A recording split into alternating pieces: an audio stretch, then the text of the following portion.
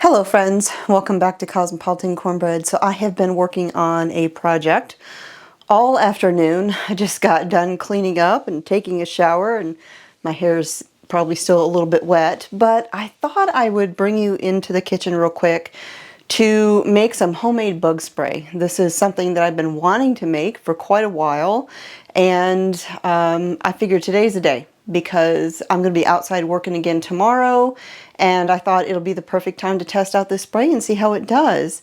Now, I first learned about this bug spray from Rachel over at that 1870s Homestead, and I have all of the things that go into it. It's very basic ingredients, a whole bunch of essential oils, some witch hazel, a little splash of vodka, some water, and if you have it, some vegetable glycerin. And somewhere in my house, I have some vegetable glycerin, but of course, when I need it, I can't find it. I mean, that's just the way it goes. So I'm going to omit the vegetable glycerin today.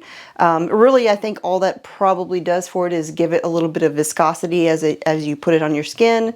It doesn't really have any properties that would repel bugs or anything like that. It's the essential oils that do that. But before I show you this bug spray, I had someone ask me about a sign that was hanging in my greenhouse. Now, since that person asked that question, I've kind of moved things around out there, so I'm not really positive which sign they were asking about. So I'm just going to quickly show you all of them that I have out there. Now, I have a couple of printed metal signs that I believe both came from Tractor Supply. One of them I purchased myself.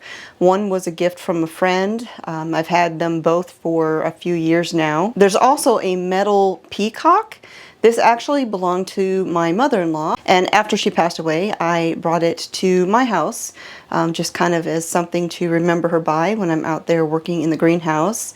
And then the last sign that I have hanging out there is one that I had made for me.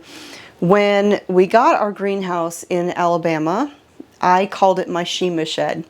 It's kind of a play on words, you know, like the whole she shed thing, except I used the word Shema, which is Hebrew, and it means to listen and respond. So hear and do. And it comes from, of course, scriptures, and it is Shema Israel, Adonai Elonehu, Adonai Echad. Hear, O Israel, the Lord our God, the Lord is one. And the Shema is a very well-known prayer. And so it is to hear and do, to hear God and respond. And so I've got t-shirts that say Shema, I have stickers that say Shema, and it's just a reminder that when the Lord is speaking, when you hear the Word of God, when you read the Word of God, don't just read it, don't just hear it, but react, respond, obey. So those are the signs in the greenhouse. So let us get to the bug spray. All right, so the first thing that I'm going to do is I'm going to pour my water into my spray bottle here. Going to need a half a cup.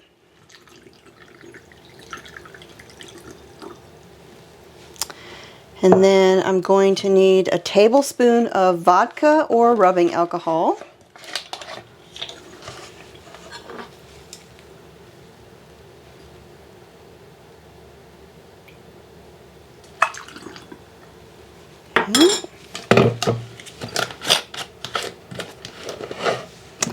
Half a cup of witch hazel.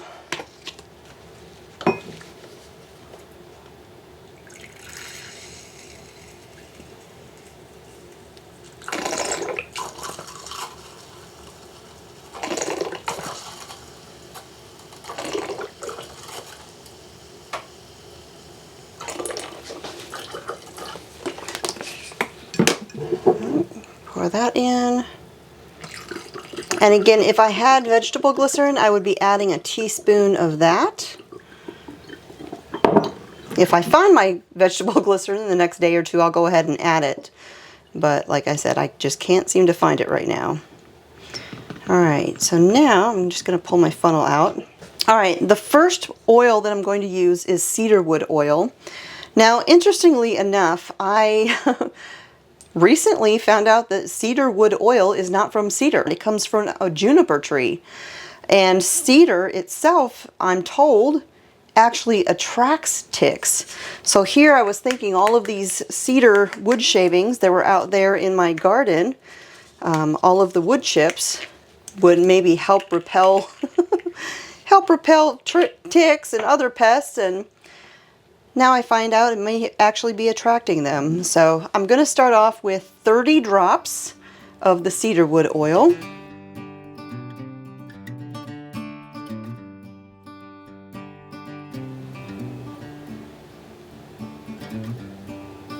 $30 drops of geranium oil.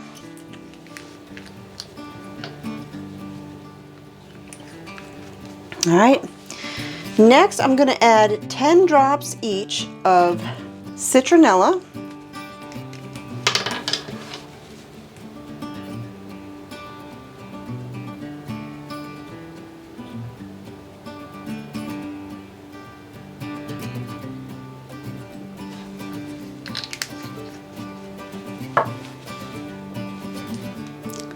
Rosemary.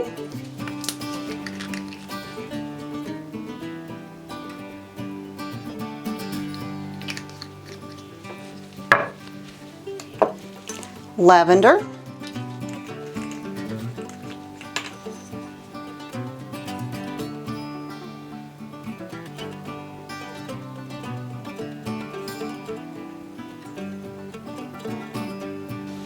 Eucalyptus.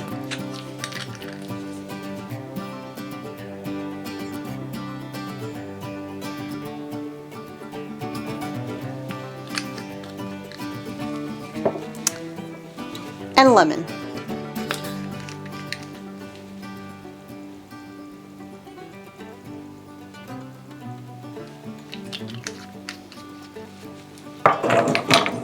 All right, that is it for the essential oils.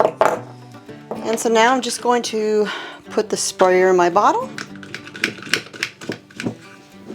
and shake it all up. So that is it. Tomorrow, when I go outside to work on my projects that I have to get done, I will test this out and I will let you guys know how this works. Another oil that you can use, that I saw Rachel use instead of the geranium oil, was she used bergamot, which I think I have bergamot as well, but I just went with these today. So I will report back later on and let you know how this works. If you want to give it a try, I will leave the recipe measurements in the video description down below. So that is it for today. Thanks for joining me here in the kitchen for a quick little DIY video. My name is Constance from Cosmopolitan Cornbread, and I'll talk to y'all next time.